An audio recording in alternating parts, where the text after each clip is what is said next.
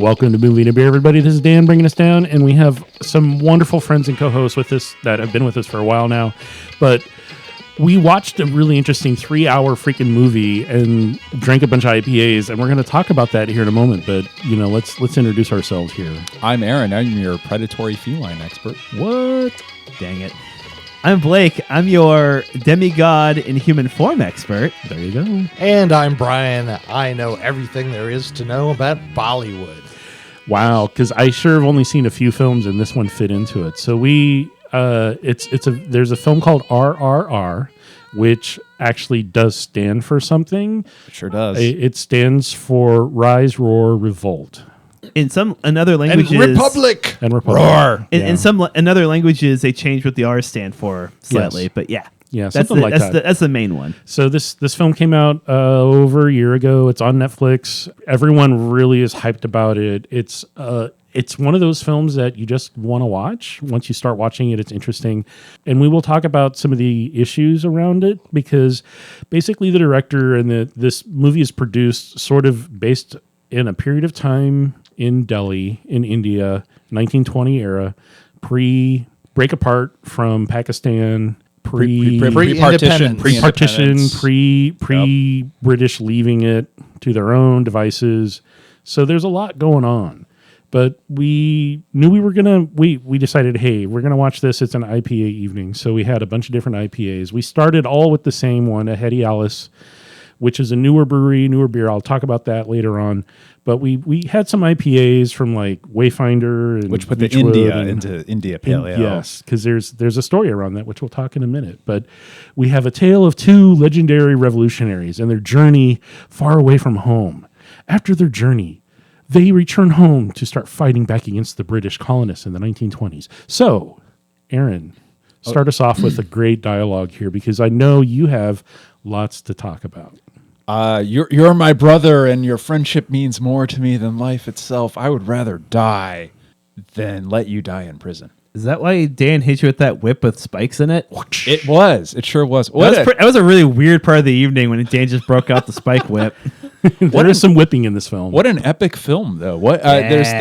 It's 3 hours, and dear listener, let me tell you that 3 hours. There was never a moment where I thought like this movie is too effing long. I was talking to Brian. Every scene, I just thought this makes sense. This fits. I don't mind that this is happening. It was a very easy watch. Yeah. Right. I've got to say, toward maybe the last 20 minutes to a half hour, I was starting to feel... God, are they going to dance long. again? A little antsy. A little antsy. It's a long time to try and hold attention. I mean, there are a lot of flashbacks. There are some musical dances, musical song numbers, but that is a classic Bollywood trope, as it were, or part of the formula. But it really caught my interest. It was the characters were very well developed and interesting, relatable, and there were some twists involved. Sure. And there's English in it. It's not all in. So it was originally produced in a couple of different languages because they talk back and forth. You can choose if you watch it on Netflix or other streaming services. Sometimes you can find the files and you can watch it in its original Telugu. Yes. I think that's how you say it, Telugu language. Telugu. I'm not going to try. And then there's you can see it with the subtitles. And when we did the subtitles, because we wanted to hear it in the original language, but I don't even think what we watched it in. I think we watched it in Hindi. That is what we watched it in chose. Hindi, which it didn't match up with their lips moving, but that's okay. It's still it made it feel realistic to us because we're like, all right, whatever. But this is a really despite being Indian and very much in the Bollywood tradition, it's a film that's easy to relate to and easy. It's a bro friendship film. I think kind of at its roots. And the term is bromance, Aaron. Okay, a bromance film. It is, but I mean, and there are other themes of freedom. Yeah, and it's got the grander theme of revolutionaries trying to throw off the chains of oppression. Right, freedom. It's all about the freedom, which as Americans. It's in our DNA. Yeah, we threw off the colonizers as well. Yeah, we have that in common with India. So yeah. True believers, listen to the episode of this podcast where we talked about America, the motion picture. Yeah, wow, that totally accurate historical account. Yes, throwback there. Yeah, this is actually based on real guys, technically. Yeah, supposedly. It is. Well, it says here in IMDb's trivia, Alluri Sita Ramarju, I'm sorry if I'm butchering this, and Komar Bheem Kumar were freedom fighters of India who didn't meet in real life. This film is completely fictitious. I mean, Completely. who can train that many tigers and elk, right? Yeah, I know, right? But it was based on the idea of what if those two met. So, and as a fan of the Marvel Comics What If series, I love the idea of, what if this just happened? But saying that the two main protagonists for Beam and for Ram, like to be based on real characters, that brings up an important point that. So I liked this movie a lot. I thoroughly enjoyed it. I think it was a spectacle. It was epic. It was fun. Excellent group movie. But there's a criticism of it, and I think it's a valid criticism. Bear with me. It has to do with Hindu nationalism. Please educate me. So, I genuinely have no idea. Ram, who is our main protagonist, he was the super cop who was working for the British. And listener, I'm not going to give away too many spoilers. But we had... Just watch the trailer and you get it. Watch the trailer and you get it. So but we've got Super Cop Ram, who is Hindu. And then we got Beam, who's Muslim. And Beam is Muslim. And he's going through... but at some point in the film, he says, "Oh, just kidding. I'm not really Muslim. I was only pretending." And then he stops, and there's like not really good Muslim representation for Muslim characters in this. When in the end credits, we see all of these portraits of freedom fighters come up onto the screen. There's a couple notable omissions, one being Mahatma Gandhi. Yeah. Another being Nehru, who was one of the first prime ministers of India after independence. And like that's noticeably jarring if you know India well, which I don't. I took one class on Gandhi in college. I'm not an expert, but I know enough to know that this is a skewed representation of who fought for Indian independence. Like, it's not only Hindu people that made sacrifice. Right. And then, too, like these two bros that were equals through most of the movie, they were pretty evenly matched. At the end, the Muslim one says, "Oh, the thing you can do for me is teach me your ways." Like, I want to give up my ways and learn your ways. Yeah. Even my dumbass heard that and thought, that feels off. Right. A little bit. It feels like a 30s movie set, darkest part of Africa, and like, you know, like the white savior thing, but in a different context. A different context. But it's the Hindu savior. It's the Hindu savior. Yeah. So I say this, and I don't want to dissuade a single listener who might be, encouraged to watch this magnificent and entertaining movie. That I don't think that's a reason to not watch it. But I think you should be aware, like, there might be some context going on, for like, Hindu nationalism would be just as scary as any other religious nationalism, like it's probably not a good thing. And, Indian democracy being one of the largest or the largest democracy in the world, like it matters to the rest of the world of what's going on there. Yep. In my opinion. My opinion is one. Well, and one white guy podcaster. We do read about the. That's redundant. Yeah, we do read about the Hindu versus Muslim violence and vice versa in India that does happen from time to time. Well, even like India and Pakistan too. Pakistan being primarily Muslim with a small Hindu minority or other minorities, and India having a Muslim minority. But then too, there was also like I don't think the other criticism that I'd read before seeing this movie was, kind of around Beam being like in touch with nature and being kind of this like, a jungle yokel, kind of a hayseed and redneck. Well, his first big scene was capturing a tiger instead of a wolf in a humanitarian manner, and speaking to him saying, "I'm sorry, I need you." Right. Whereas I don't have enough digits to name off all the movies with white people just killing animals and going, look at this great pelt I got. Well, our introduction to the British governor was that he went hunting and he killed like 24 deer. It was a lot of deer. Right. Yeah. It was upsetting. And then buying children. I was going to say, feeling that's okay. There's a thing of connection and respect to nature, and like that versus like relying on technology. And like I don't know if there's other movies. Maybe like King Woman kind of touched on this, like being connected to nature and having, heart as a warrior, and that being more important than technology. Well, there was a part where he was saying, the guns that I need to give I need to give a gun to every hand that wants to fight, which is like, glorifying violence, great. I mean, yeah, if you're being oppressed, you got to fight back, but there's ways, as you've mentioned, that there are people who can go about it in a political and nonviolent way. Yeah, Gandhi was good at that. And they did not even remotely talk about this or show this in any way. It was all about the violence. It was all about striking back. But in the movie, Bheem has a song while he's being tortured. And Raj, I genuinely cannot He's remember. Raju or Ram. For Ram. short. Yeah. And Ram kind of had this moment of clarity saying, oh, you can inspire people with like a song. Why am I mean, he still went through with his goal, but like he's thinking, I could just, I need oh, guns. wow. What an idiot I am trying to get all these guns Yeah, when a yeah. song and emotion It's can just- like stir the people to stand up. It was the part of every musical that I enjoy, and I don't love musicals, but it's the part I like where the bad, like not the bad guy, but an antagonist goes, "Wow, I've seen the error of my ways." Let's dig into this. I don't like musicals either, but the songs didn't bother me. Like why? Because why is this okay when others the aren't? visuals tell the story at least halfway. The dancing and the movement and the colors on the screen, and you're interacting with the music is integrated within the visuals. Yeah, really, really well.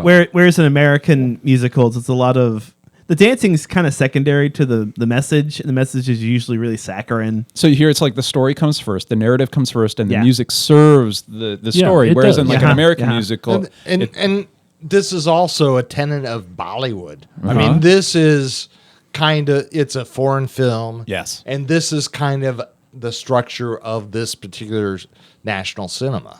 right? It is. So we're going to kind of accept that as part of its foreignness, perhaps. And that takes nothing away from how well it's been done. Oh, of This course is an not. amazing film. Like as mentioned already. I mean, I didn't feel like we got halfway through, and I was like, oh, we're already halfway through. I was like, it didn't feel like we had spent an hour and a half watching something to take a pee break, and we're like pause, and we're like, oh wow, we still have a long ways to go, and it's just like the good fight scene we saw in the trailer, and I was like, wow. I mean, there's still a whole nother movie to watch. It didn't feel like a 3.5 hour movie. It felt like a hour and 50-minute movie. This is a 2 hour. Well, so there's Yeah. the way that this film is broken down, there's like 3 prologues that occur that set up the R's. I really thought that was going to keep being a thing until through the whole movie. Me too. Me too. Yeah. And then once it's set up, and then they have the story, basically the precursor to, they give you the story to what all the characters are doing. and The why they're backstory, doing it. yeah. The backstories. And then you're like, oh, okay, now what's going to happen? I just want to interject and say the fight scenes were so well done and thoroughly entertaining. Yeah, so much fun to watch. Yes. Yeah. And as we've heard before, I get bored and confused by fight scenes. Like for me, they just go on forever. They're boring. Yeah. And this movie, I could have watched more fight scenes. Me too. They were all entertaining, and except for the one scene where there were a lot of extras running around doing nothing in the They're just running background. around. It was like, I think there was that like probably 2-minute part of the film where the main characters are fighting people. Yeah, they're and then all these extras are running behind them, and I think they just like forgot to put the CG animals in that were chasing them around. Yeah. And then suddenly they over appear. I like that theory. I'm on board with it. I was like, did you just forget or run out of money or something? But It's overall, CG. the fighting scenes were Right. great. Oh, phenomenal. They were a lot of fun to watch. I'm not normally a movie watcher that likes fight scenes, but I like, characters and what are their motivations and how do characters change. These fight scenes were good enough to like make even me entertained by them. Like that's how good they are. They initially served a story Yes. purpose, a Yeah. plot purpose, Yeah. and then even though it no longer served the purpose, it was just fun to watch. This was a really fun action film. Well, So- the way they shoot the fight scenes is unlike anything I've seen. And as the go-to Marvel movie expert, and most of those fight scenes are well done, heavy on the CG, but well done. And those kind of tell you about the characters. This one, they're they do the Brian, slow-mo. the slow motion. Like The Brian, it's a Matrix certain kind of move. camera frame rate to make it so it's like so you can just go slow motion when you want to really highlight a particular they motion. shoot it in and like scene. super high speed, So 70 they frames kept per doing second. that, so where it's like punch, throw, and then the throw is slowed down, and you see like Right. the two guys make eye contact and think, "I don't want to do this. I don't either," and the fight picks back up. Like they, You can see the emotional turmoil, like the wavering that a character has. unlike an American movie where the fight happens, There's a and scene kind of within the context of the fight. in American movies you get a fight scene, then post-fight scene. I don't want to fight you. I don't want to fight you either. And then in the House of Flying Daggers and those styles of movies, you get a song or a dance within the fight scene of the wire work. and you think, oh wow, something's going on here. And here you get the story as they're beating each other up while CG tigers and they're eat people. singing and the animals are doing their Yeah. thing. And the really interesting thing I thought about that whole, when they interrupt the General Scott or Governor Scott or whatever the hell his name was, Governor Scott. Governor Scott, when he came back, and there's the scene you see in the trailer where they break through and they release all the animals.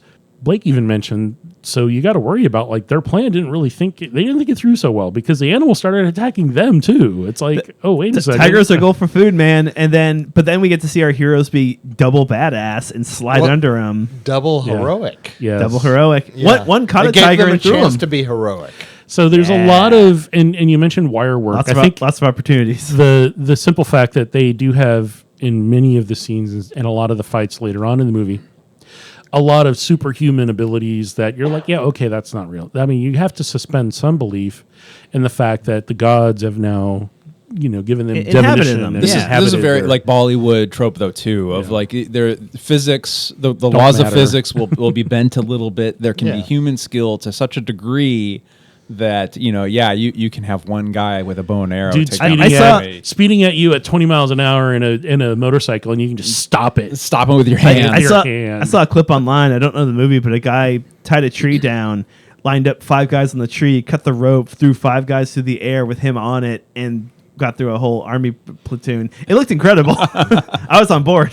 But even outside of the action sequences, though, there's sometimes where the camera work was so inventive and creative it stood out. Like there was a mob scene early in the with movie. the panning. Where every time he got punched, it panned a certain way. And you're like, I don't want to look away. And it was like, how do you represent the crush of a crowd in a frame of, and this film had like a creative and compelling answer to that. There was also like, how do you represent on screen, you're chasing somebody through a city and then you lose them and you don't know where they are. And it's like the scene just panned out. And then suddenly you see like a bridge and the whole city and a river.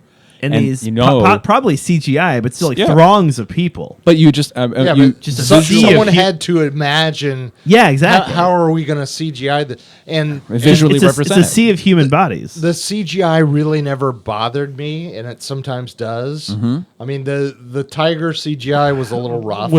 One tiger was green. One tiger was green. No, it was a deer. It was a deer. Deer was like, did it have moss growing on it completely? Like head that to toe? made me so it was happy. the force of nature. I'm telling you, those colors have importance and meaning. But anyway, Clearly, you could spot the CGI in this. Right. But the story was strong enough that you didn't really care I didn't mind. most of the time. I compel you to watch the film. Yeah, no.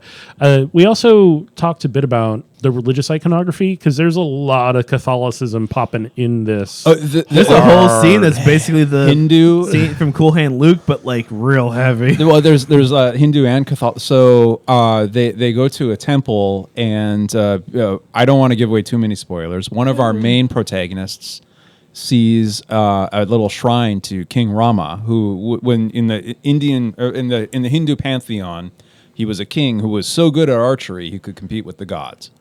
And so he takes this bow and these arrows from the never-ending quiver of arrows. The never-ending quiver of arrows. Well, we saw that shrine earlier. Were the bow and arrows real then? They were solid. They were part of the stone? statue. they're real enough for him to use. So. No, I'm saying when we saw And it the god sought first favor. time. The god sought favor and said, "Hey, you need these, and I can help you because you're a follower." As a fan of Greek mythology, I love that stuff. That's so good. But there, I mean, aside from King Rama, there was also things that read, I think, to all 4 of us as being very like Christ-like with thorns and a cross. Yeah, so arms at the sides. Arms at the sides. Yeah, so when one of the main protagonists was taken to be tortured, he was flogged. Right. There was a big overhead shot of the gallows that looked like a cross. Right. He was strung up in the Christ pose, which a lot of people have seen in a lot of movies. When the barbed wire came up, everyone in the room pointed out, looks like the thorn crown. crown. Yeah. Crown of thorns.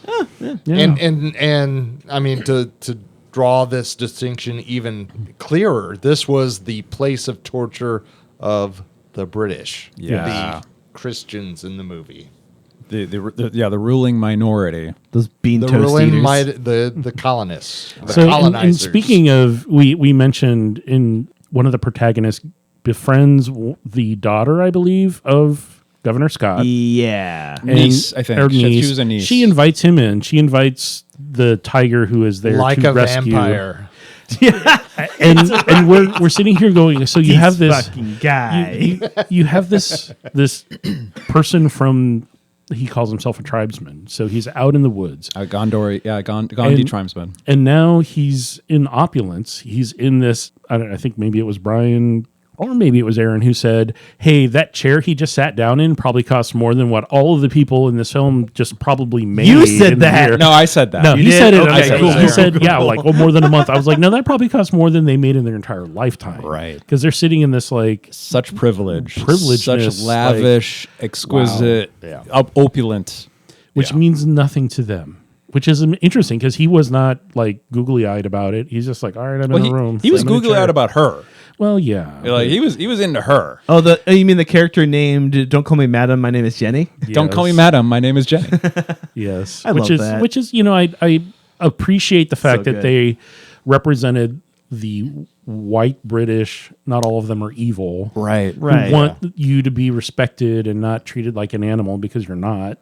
She was- Not everybody was bad. She was good-hearted, but I also like that there was like a language and translation joke in this film. When like so many American Yeah. films, everybody speaks English, and even if you're Russian, you speak English in a Russian accent. Like you know. Yes. So here it's like there was the "Don't call me madam, call me Jenny," and one of our protagonists thought that was her whole name. So you see him trying to memorize the whole entire thing. and he says, like in the movie, "That's a long name."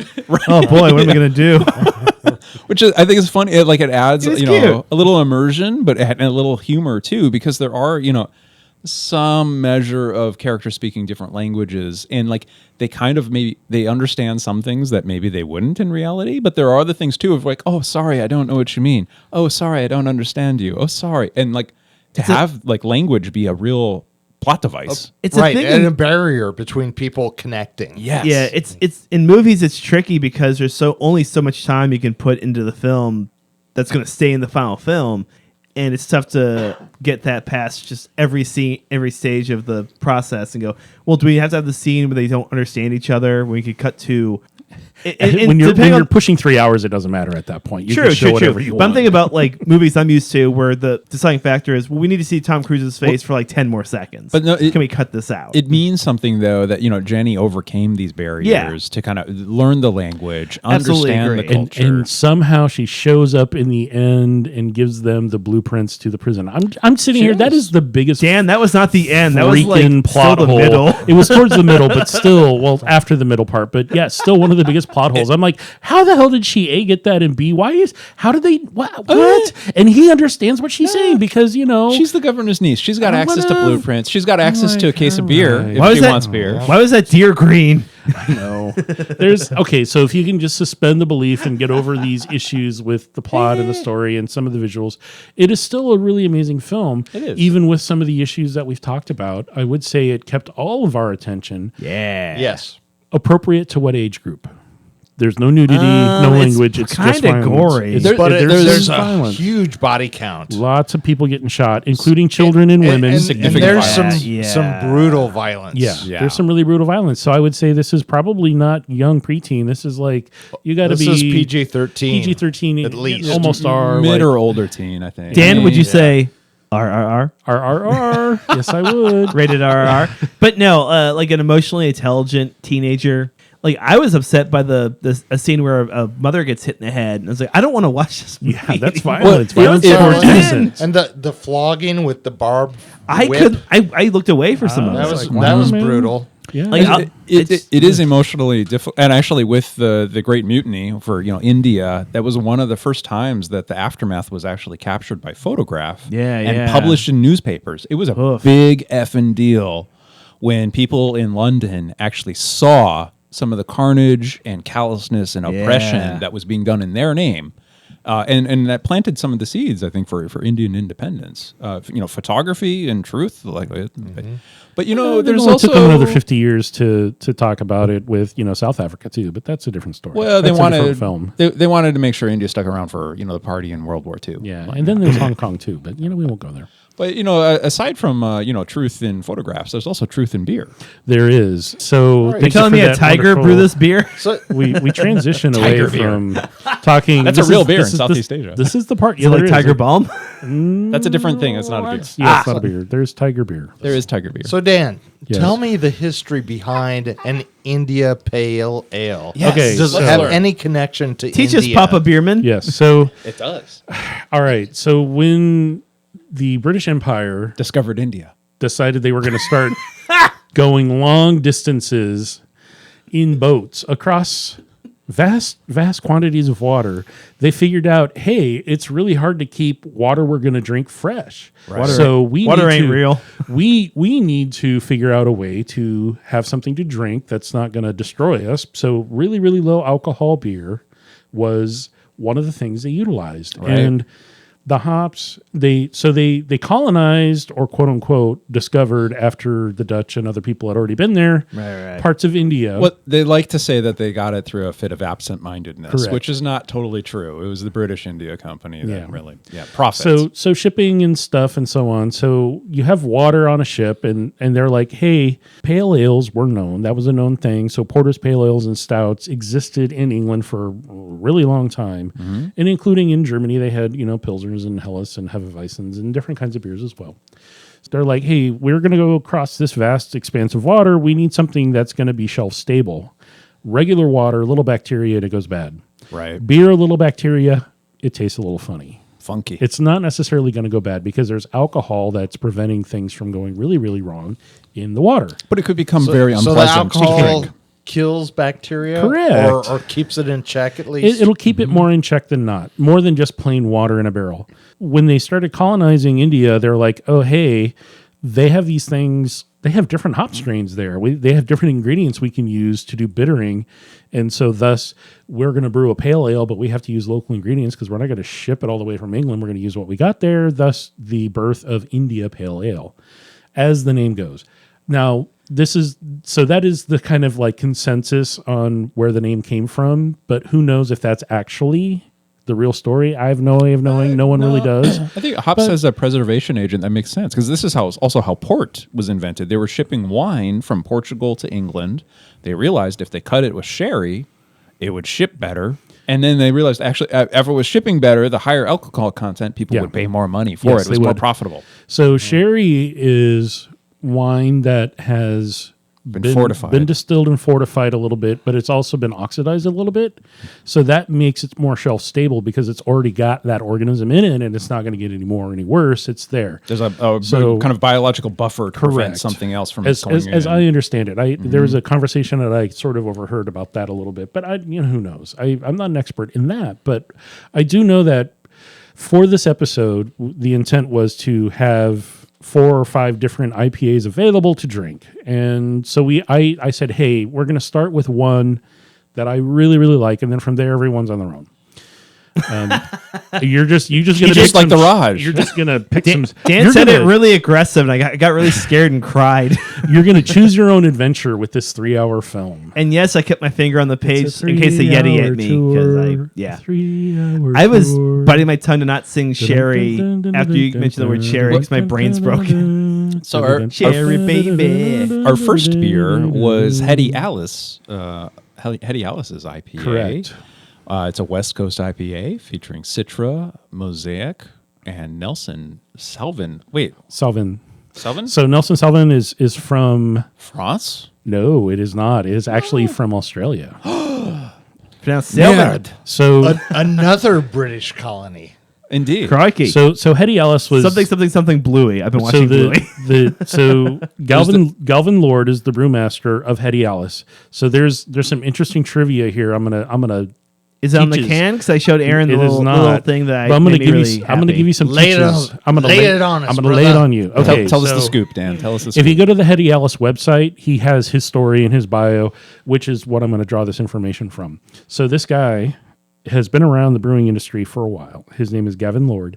He started with Mr. Freem of Freem Brewing, as well as the gentleman who started Ferment Brewing. When they all got into the brewing industry, they started work at Full Sail Brewing in Hood River. Oh, Full Sail. All right. They were all brewers there, assistant brewers there. Mm-hmm. They all left, started Freem. This guy here, Mr. Lord, was the head brewer at Freem for a number of years.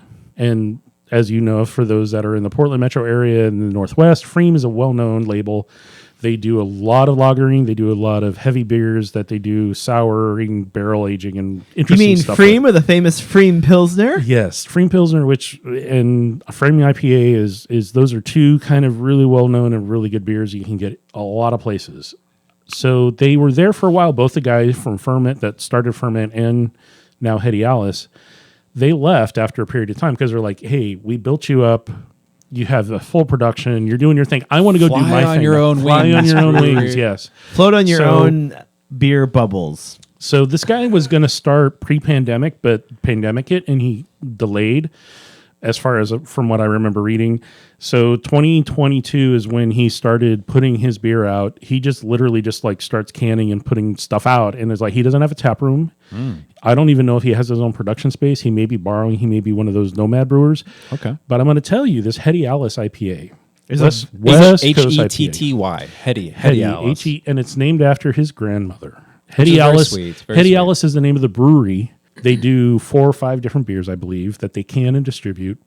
It's a really amazing beer. This is one of, and if people ask me, what's your favorite beer right now? This one. I like this a lot. This was really nice. From an IPA standpoint, light, gentle, not super heavy bitter on the hop profile. It's more of a floral and a back citrus.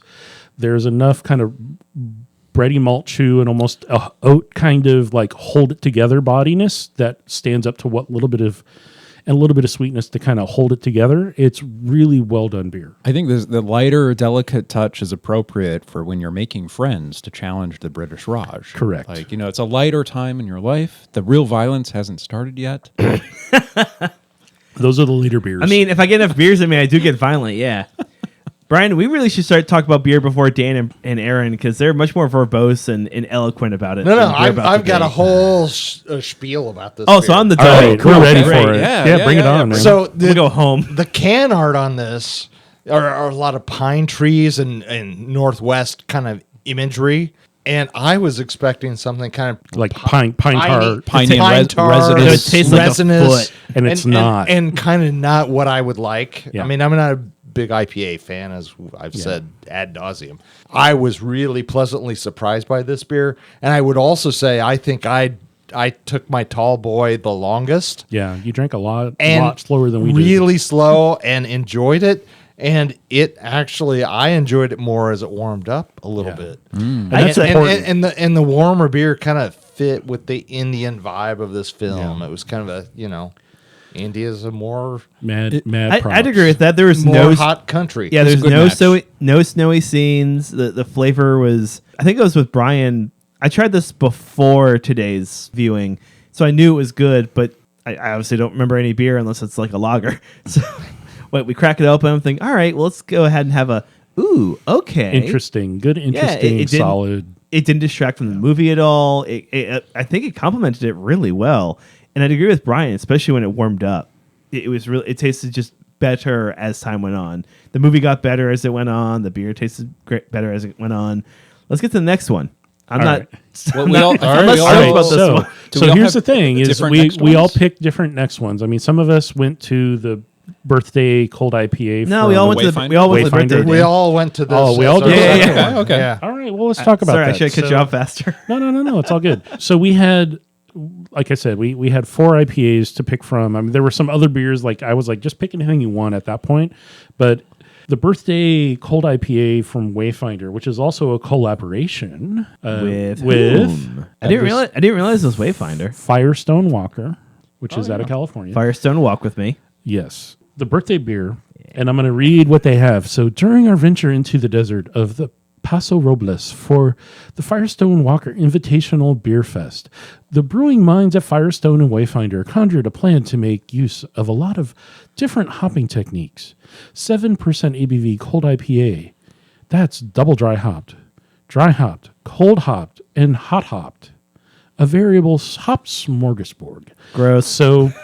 Well, on the can, it's a whole lot more simple, Dan. It just says instructions 1, open, 2, drink. So and I still that's screwed what it we up. did. Got beer all over my head. it's soft and fruity. Melon papaya is what you're going to get on the nose and on the kind of front palate. It's there's definitely it's a 7% beer. It's got a little forward bit of bite. The mild bitterness, kind of oil pithiness in the mid back. I mean, it's going to coat the tongue a little bit, be a little fuzzy. I know that first beer we had, I was getting that fuzzy tongue coat, and this one even more so. So for me, bitterness and hops stick around from that, but that's just my palate and how I appreciate what's going on. Dan, can I ask? So this Wayfinder describes Birthday as a cold IPA. Does cold IPA have like a designation? Like, does it have like a legal meaning? So what it implies, and there is really no way of knowing because unless you're there when they do it and you can get the explanation, there's many different ways that this can be done. Typically what you do is you have an IPA recipe. So you have your hops and your malts and you make your beer. And then, so there's 2 kinds of beer in the world. There's lagers and ales. Mm-hmm. One is cold fermented, one is warm fermented. There are some that go both ways. You can start hot and go cold and let it sit cold and then come back up to temp. Dynamic beer. There's dynamic or by beer. It goes both ways. There's a hilarious conversation we had about that yesterday, so I'm digressing a little bit. And then there's some that start cold and you can raise it. So you pitch the yeast, you add the yeast because the yeast lives at a certain temperature much more, and it takes longer because cold things move slower. It takes longer to You generally make. get more like with beer brewing or bread making or whatever. If it's cooler, that yeast taking longer, you get kind of more complicated flavors at the end of it. Though, and that's why you don't actually have to use as many hops and complex things when you're making a lager because you want it to be lighter because it's going to take longer for those things to express themselves. Okay. Versus an ale, it's hot, it's bam, done, it's doing its thing. Just banging out so, ales. Correct. So with this, because they say it's, dip hopped, dry hopped, cold hopped, and hot hopped. So hot hopping is going to be in the boil. The dry hopping is going to be on the secondary or tertiary. Like after it's fermented out, they're going to add more dry pellet hops or leaf hop to it. Vegetal matter. And that's going to give you more aromatics. Mm-hmm. So that's where you get a lot of the nose from. The cold hopped means while it's still lagering and it's cold and it hasn't been raised up to temp yet to like do your final whatever they're going to do with it, they hops then. So that actually doesn't make any sense because you're not going to get the liquid has to be at a temperature that breaks down the chemical composition of the hop, the essential oil or the whatever. Oils need to be able to break away and then get into it. Right. And if that doesn't happen, if that temperature is not there, it's not going to happen. Then it's just you've added this additive that's not really going to change the flavor profile. So when they say that, I'm hesitant to say, okay, so dip hopped, I don't know what that is. When do you add the British bullet? That's when it gets canned. Yes. Gotcha. So being a hot hopped, cold hopped, dip hopped, like to me, from that description, this should taste a whole lot more hop forward than I actually experienced it. Yeah, it's a pretty average IPA from that standpoint. I think because it's probably also been in the can for a while. So this is a seasonal beer. This isn't a year-round beer. It was probably made about 6 or 8 months ago, and it's been sitting in someone's refrigerator for a while. Was it for your birthday? You served us old beer, which it still tastes good. It tastes like CGI Tiger, Dan. No, but the hops are meant as a preservative, Blake. So it's meant to. You're a preservative. Oh, there we go. Stay good for a long time. Yeah, I didn't like this one as much.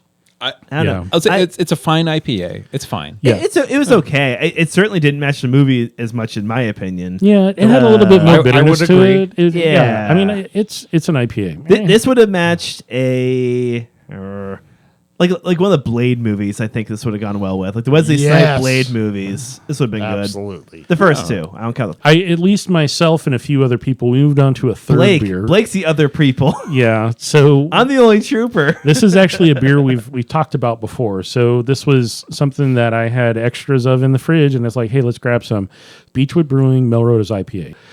This is going to be 70 IBU, like really hop forward, big beer, 7.1%. West Coast IPA. It's got sticky hop resin, so it's going to be that very chocked hop full of. It says on the can, Yes. chocked full of sticky hop resins. Yep. So it's American two-row malt, a touch Ooh, of honey malt. Cascadian honey malt to accentuate the tropical and citrusy flavors of the Simcoe and Amarillo hops. So Simcoe and Amarillo, very traditional Northwest hops. You're going to get a lot of that very pine and very tropical and very citrus from those. They probably threw a little bit of Citra hop in there to kind of push that kind of citrus flavor. I mean, But I love citrus. That's probably why I liked it so much. it's a very aromatic beer. So this is going to be one of those, again, it's been sitting in a can for a while, but it still tastes really good. And I have no problem with it being a little bit more bitter forward because it's an IPA and it's a big beer. It's a 7% plus. It's meant to be, this is not a bitter beer face, but close. Maybe it's because it was the third one. Maybe it's because it was at the point in the movie where you all kept cheering for every big thing that happened. That was so we great. did. Just in unison, all the guys like, yeah! Oh, damn, But dude! just the whole time, I just kept thinking, this beer's amazing. This movie's amazing. I love my friends. This is a great time. But Yeah. again, these were 3 IPAs. I might just be feeling the IPA. Yeah, these were all okay. And I took a break. Movie and a beer buzz. Yeah, I took Also a a break. burrito. I'm also drunk on burrito. Yeah, we had water. A lot of us were Yeah. eating water while we're doing this. Yay for in water. between two of these cans, I had some water, a big old glass of water, because I'm like, oh my god, this is gonna hurt tomorrow. If you're gonna watch a movie this long, pace yourself. Right. Find something that's not as big alcohol as these are. But if you do choose to do that, drink some water. I mean, come on, hydro homie. And Bring and, us- see, help us Hydration, out. senior hydration specialist, please and thank Yes. you. and see this film with friends. Yes. I've got to say, it's definitely more fun with friends. As a bromance movie, it makes sense that you get a crew and watch it with a crew. Yeah. I totally agree. I think because we were yelling out some of the amazing visual effects of the He characters. threw that tiger. he threw a motorcycle. He's using a motorcycle as a mace. He was smashing people with a motorcycle. He was like, okay, at some He's point shooting in time, a grenade with an arrow. That was so good. multiple times. Multiple Like times. he has like, oh, there's a belt of grenades. Let me put them on my arrow. And A guy shoot them. Wolverine the guy. He shot 4 different guys with the same arrow. Yes, I love he it. shot him as he was flying in the air. Right. After he had already been knocked off the motorcycle in the air, shot him, Hit him. pulled the arrow out, And and then- then turned around and stabbed 2 other dudes with the same arrow. I was like, what? And then the chicken fight with the rifles, guys. Like Yeah. that was Yeah. yeah. Like there's a lot to this movie. What a great movie. You're going to yell at the screen, and hopefully you're with somebody who doesn't mind that you do that, because you will be yelling at the screen. And as someone who is fine watching movies on a laptop, try to watch this on a TV screen at the very least. The You visuals are got to in- see it on a big screen. In some places, great. Yeah. Just Yeah. Watch fantastic. Avatar 2 on a phone. Watch this on a big screen. I read I heard a 3D. review of Avatar. It was like it described the movie as being water bordered by like cobalt colored paint. Which is funny because the whole thing's about water. Right. Blue water at that, because all of them are blue. But for RRR, I would say Yeah. highly recommended. But mind your Hindu nationalism. Don't be a religious bigot, even if you are Hindu. Yeah. But like great movie, a lot of fun, a lot to love Yes, here. thank you for suggesting it, Aaron. And for those that have at least some knowledge of it, just go ahead and, go into it with an open mind. It's entertainment. It's really well done. Even the singing and the dancing, I was kind of jamming a little bit in my seat. I was like, oh, we got to do some. Yeah. You want to get up and dance with them because they're Yeah. jamming along. They have a dance off. They literally have a Yeah, dance off. there It's is so a amazing. dance off, which is great. Which It was is really fun to watch. take it from someone who hates musicals. It was a lot of fun. Yeah, it was good. It does a thing my friend Jason likes where the music is in the scene versus just it happens magically out in the world. Like there's a reason everyone's dancing. Because there's music being played. Because a guy kicked off a dance off. He's like, well, can you do what were the moves? Like, can you do the flamenco? Can you do the The swing? tango, Can you do the- the yeah. swing? Yeah. And then he just rock his face off. But and then action will sometimes happen in time with the music. Yeah. and it's like it's well constructed that way. It's like the music isn't just incidental; it's part of the scene. It's like when we part of watched the- Baby Driver for the podcast back when Randall had more time. Because they do that too. A lot of the songs. That's a whole other thing. We have a whole podcast about it. Let's do Yeah, it. there's a lot of integration, very Bollywood appropriate activities going on with that. Unlike some Bollywood films, this one uses the music appropriately and uses the dancing and the singing it helps tell the story. It's not the whole I would movie. say it's accessible for an American audience. Yeah, for sure. It's A full-on Bollywood film sometimes can be hard for an American viewer. it's like nonstop the whole film. This is like maybe 5 or 6 big scenes of the singing and dancing. And even there's some singing and music that isn't with dancing, which I thought was kind of interesting because there's like the bro scene where they're bonding and they're singing songs and dude's like, I'm going to squat with you on my shoulders. And it's like, oh, that's cute. I wonder what the box office receipts have been like. How well did it do in the UK? Oh, probably not well because the but governor's worldwide, it's been phenomenal, Oh, right? yeah, It's been a huge 157 moneymaker. million. Yeah, no, it's done really well. And I just realized nobody drank anything except water, I guess. yeah. In the film, Yeah. Like in the film, nobody drank a liquid. Yeah, there was a little bit of eating. But Bheem was or Beam. I'm so sorry about the name. Was drinking water, and the arrow went through for purposes. for visuals. Yeah, there wasn't even. There was some food eating. That was it. Yeah, Crazy. They didn't have any Because we bodily movements. It was just scenes of them talking and acting. yeah, no poop scenes. Thank goodness, I guess. Well, you got to not eat with your left hand. well, Yeah. one person did smoke a cigar in this movie. I Yeah. think it was the an advisor to the governor. Yeah. But other than that, and there was eating. Because sometimes we try to match a movie to what's being drunk in the movie. Correct. Right. But couldn't do it here. So if you're not familiar with the culture and how things work in the rest of the world, there's no toilets and bathrooms normally. They don't have toilet paper, or They don't have. Yes, when they make the joke, "Don't eat with your left hand," that's implying you wipe with your left hand. Yeah, So even my please uncultured don't- ass understood that one. Don't. yeah. Just know that that kind of humor is there, and it does not necessarily good for young people because they're not going to get it anyway. But yeah, No, explain it to him. Teach him a new thing about the world. Well, no, Give him a reason to learn. It's across cultures that a handshake is with the right hand. Yes. Like your left And hand is never- dirty.